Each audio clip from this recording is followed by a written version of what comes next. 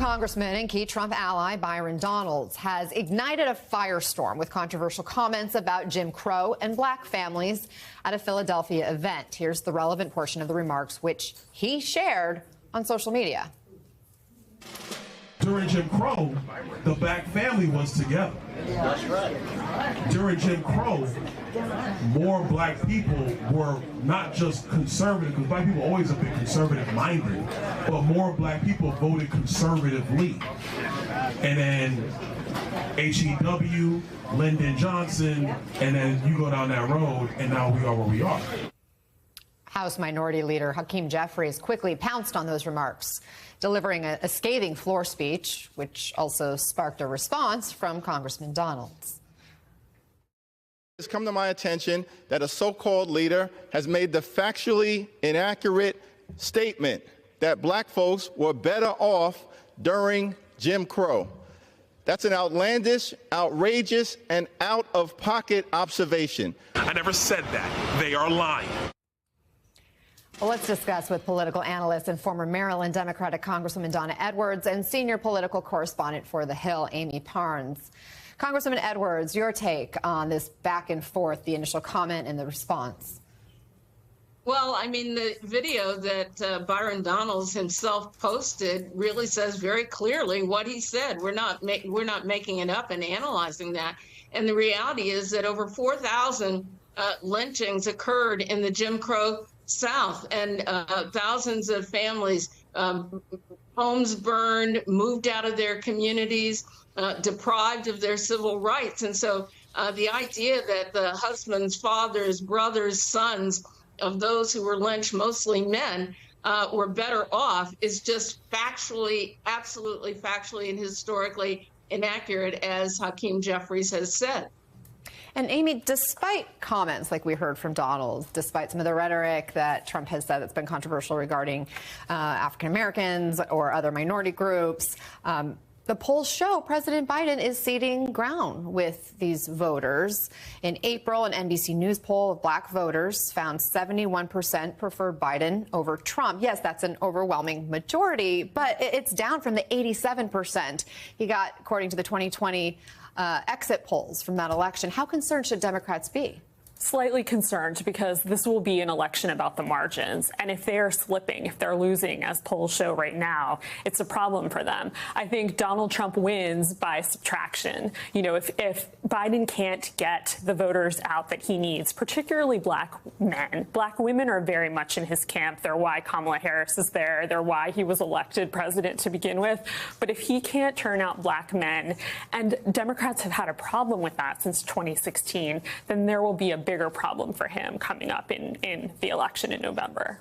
Of course, Donald has been one of the names mentioned in the Trump Veep stakes. We have some new reporting that the top four prospects are Doug Burgum, Marco Rubio, Tim Scott, and J.D. Vance. And we now know some have received some vetting materials. With that in mind, here's how Trump is talking about them. I thought Tim Scott didn't run as good a race as he's capable of running for himself. But as a surrogate for me, he's unbelievable. He's been incredible. Governor Burgum from North Dakota has been incredible. Marco Rubio has been great. J.D. Vance has been great.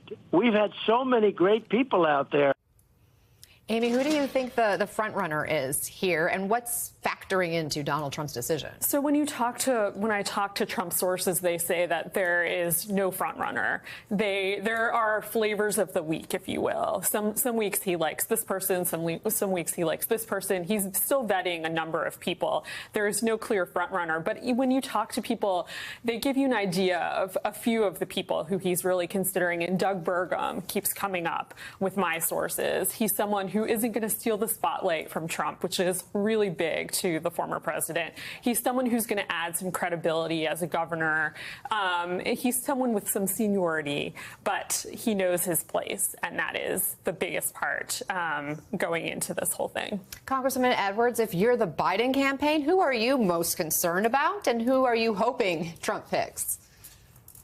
Well, you know, I don't know that the Biden campaign is either focused on that or should be. I think the reality is that the Biden folks know that Donald Trump is going to choose somebody who he can count on, unlike Mike Pence, to just do his bidding. And so I think the campaign is prepared to run against the former president, the convicted felon former president, and to make this a question about whether people are choosing for decency and integrity in government and the preservation of democracy, or whether they're choosing the other. And I think that it's going to be a strong campaign against Donald Trump for exactly those reasons. Congresswoman, do you expect President Biden to play up the convict angle this month on the debate stage, perhaps? And can he make Trump's conviction a transformative issue in this campaign? Well, look, I think it is true that this is going to be an election on the margins. And so there are a slim number of voters that both candidates are going to be competing for. And that does make a difference. Some of the early polling is showing that makes a difference to a sliver of voters. But the reality is that this campaign, this election is going to be won by that sliver. So I think it's important for the president to highlight that, but focus on the future. That's what the American people care about, their lives, their concerns. And the selfish former president who is more worried about his potentially serving jail time or criminal conviction is not the right course for the American people. And I think the Biden campaign will continue to point that out, but also focus on an agenda for the future.